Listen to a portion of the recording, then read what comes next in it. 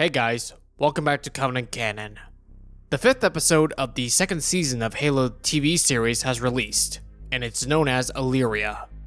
And truth be told, this episode was pretty decent to me. Though it wasn't as good as the previous episode, this one really had me going. The opening was great, and the Covenant scenes were honestly one of my favorites. And for the rest, well, let's just say it was more of a secondary quest line, as Hidden Xperia perfectly summarized. But before I dive deep into this episode, I just want to let you guys know, this video will contain a heavy amount of spoilers. And just FYI, I'm a little under the weather right now, so if my voice sounds a little stuffed, that's why. But without further ado, let's get into it. This is episode 5, titled Illyria. The opening scene pretty much picks us back right after the events of the 4th episode, where Chief, Soren, Riz, Halsey, and the rest are being outnumbered by the Covenant. With their backs against the wall, they fend off the Jackals and the elites that remain. And when they seem to have fended them off, Soren pretty much jinxes all of them when a brute jumps out of the ceiling and pretty much attacks them with his gravity hammer. I gotta say, I really love this brute design. I loved it back in the finale of the 1st season, and I loved it here. I mean, the design, the sound, the movement, it all pretty much screams Jiro Hanai to me.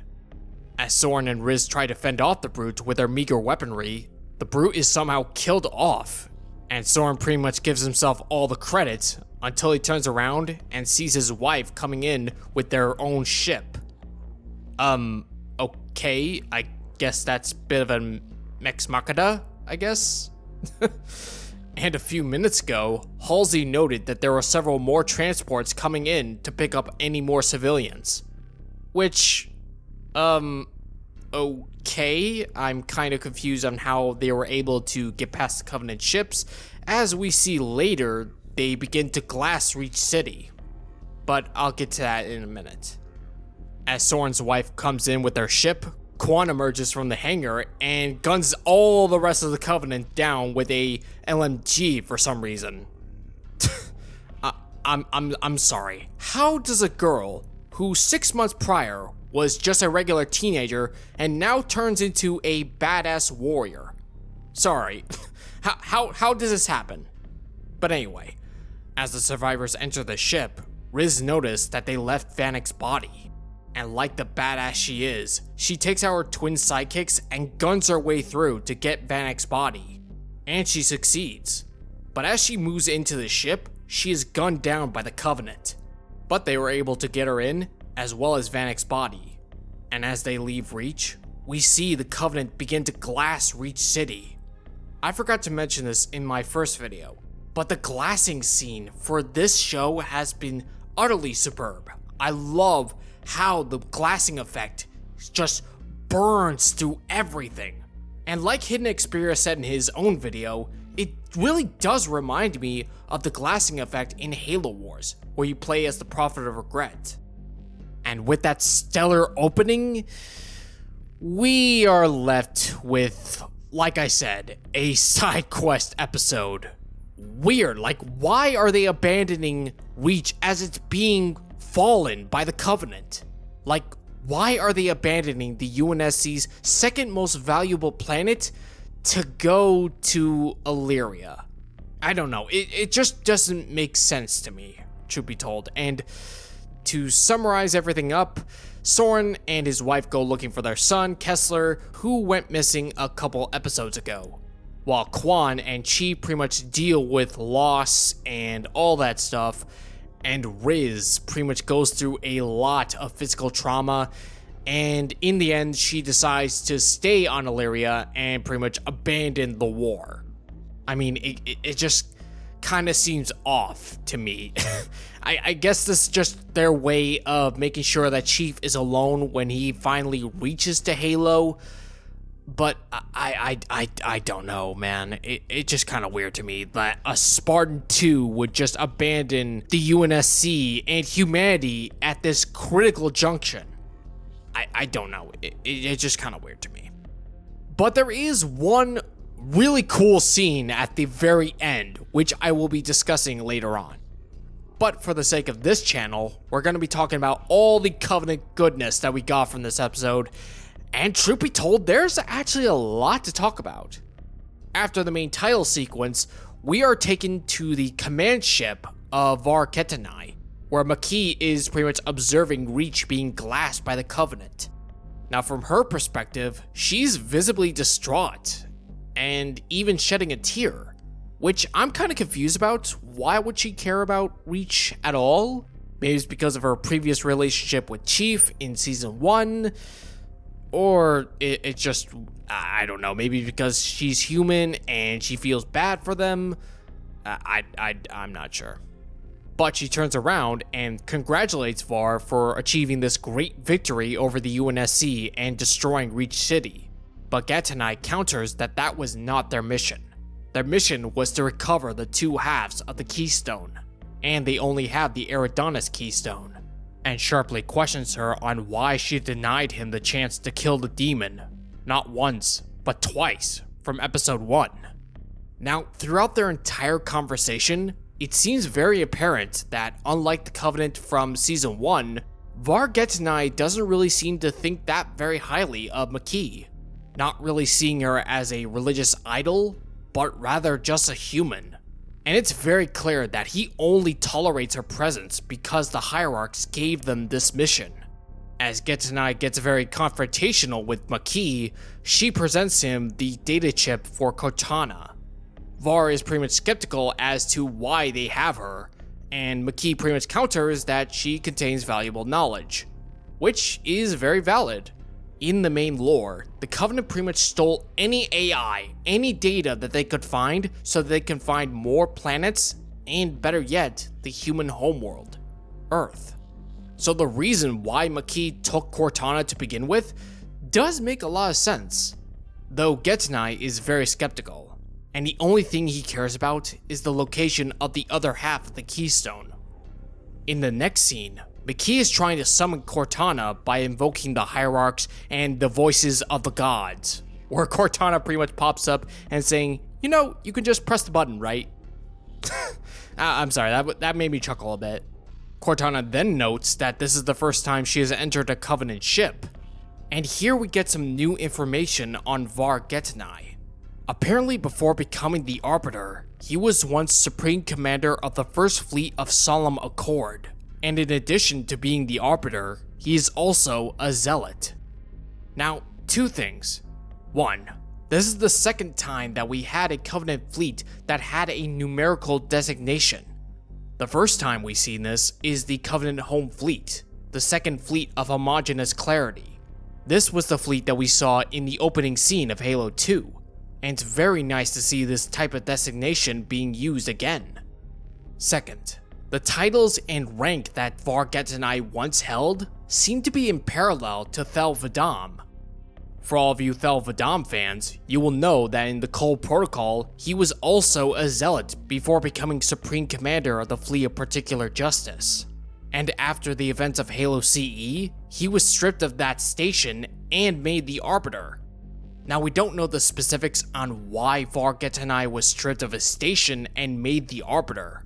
But I do have one theory. The Kaidan warrior that we saw in the first and second episode of season 1, that might be Var, as he was in charge of recovering the Keystone on Madrigal, and it would make some sort of sense for him to be the Arbiter now. But this is just theories at the moment, we can only surmise at this point. Now moving back to the scene itself, Makee tries to question Cortana about John and his vision regarding Halo, but Cortana isn't having any of it and refuses to answer any questions. And in this scene, we kind of see what's at stake for Makee at this point.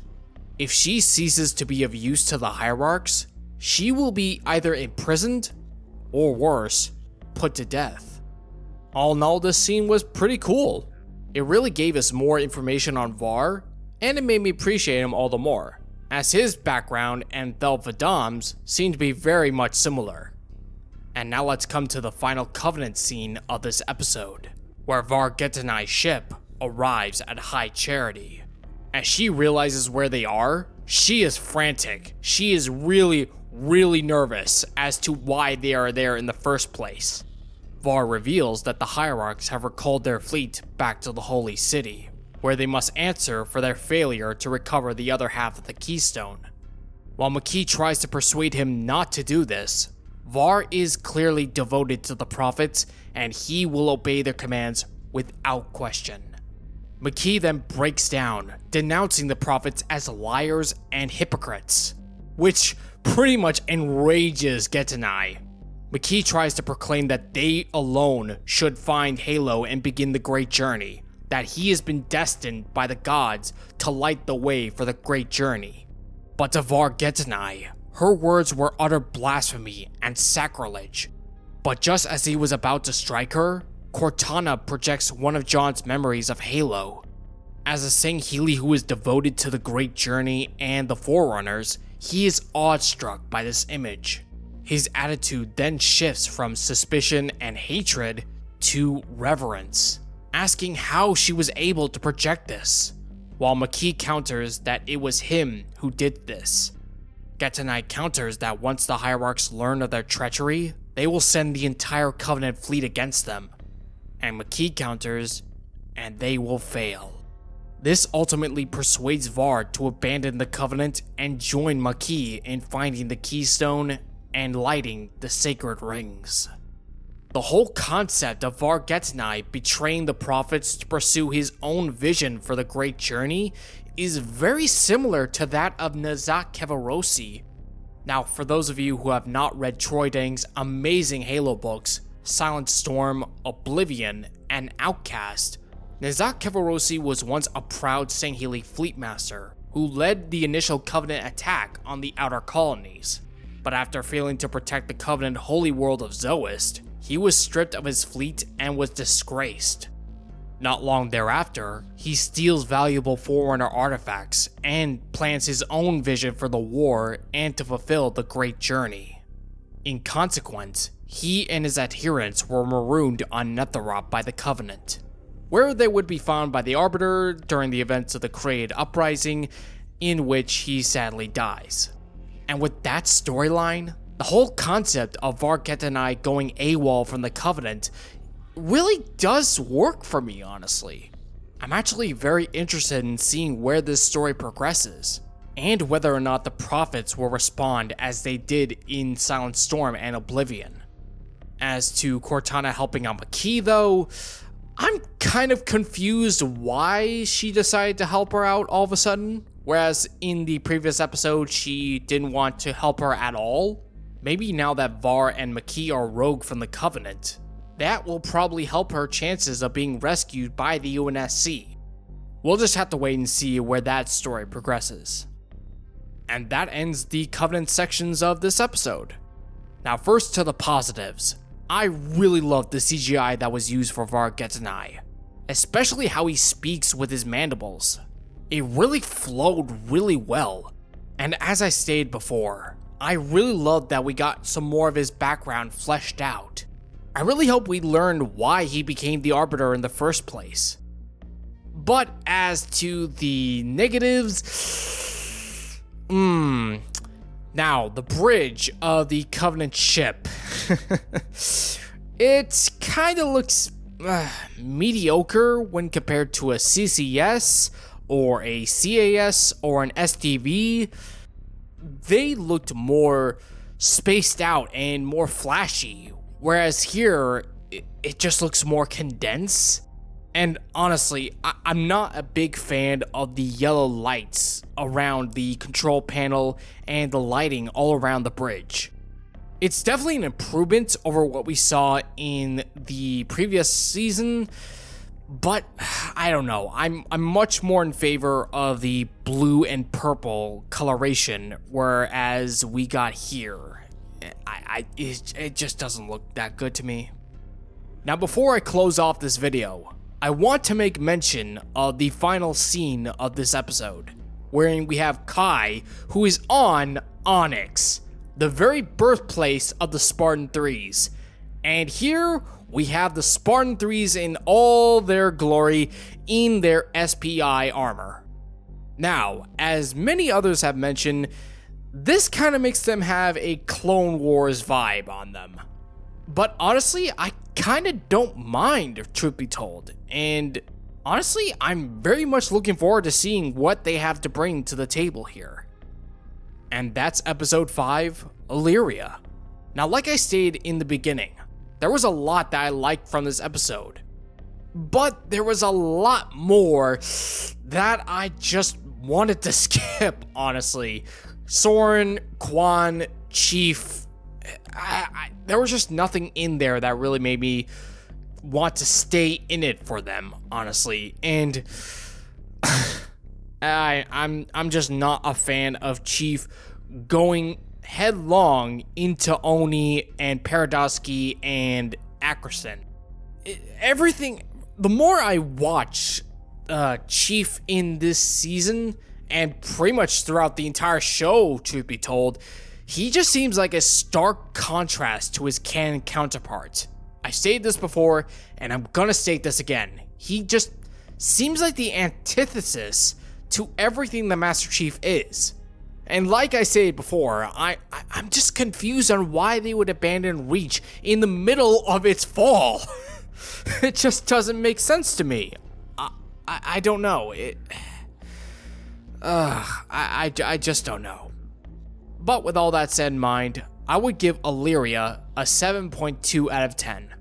Now, I gave it an 8 out of 10 this morning, but as I thought about it throughout the day, I don't know. It kind of diminishes that review for me, honestly. And truth be told, I'm really not looking forward to episode 6, Onyx, where we have Chief and Soren going up against Oni, Kai, and Ackerson.